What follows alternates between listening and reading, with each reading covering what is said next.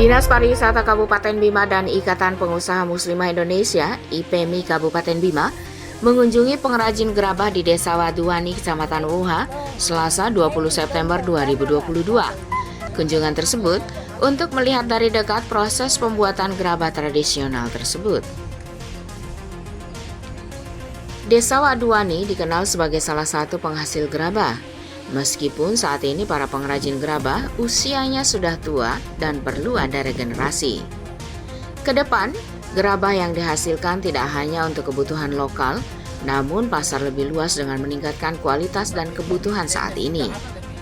Sekretaris Dinas Pariwisata Kabupaten Bima, Maskur STMT mengatakan, perlu ada edukasi kepada pengrajin gerabah agar bisa menghasilkan produk lebih berkualitas.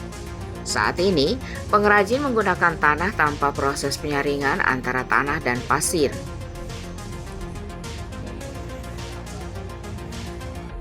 Terkait produksi gerabah yang ada di lokasi Desa Waduani, Kecamatan Wuha ini masih dilakukan secara tradisional sekali ya. Kemudian bahan bakunya sebenarnya mutunya masih agak kurang. Jadi kedepannya kita perlu melakukan edukasi.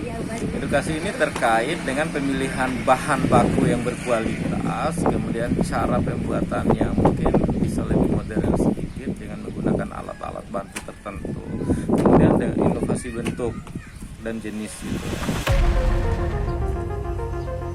Sementara itu, Ketua IPMI Kabupaten Bima, Fitriani Linggiardi SM mengatakan, perlu adanya pendampingan kepada pengrajin gerabah Bima oleh pengrajin dari luar daerah.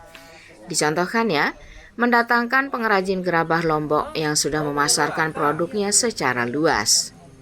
Adanya pendampingan dan bantuan peralatan pendukung diharapkan dapat meningkatkan kualitas gerabah, juga meningkatkan nilai jual. Atau tidak, tentunya kan juga kita perlu pengetahuan yang itu.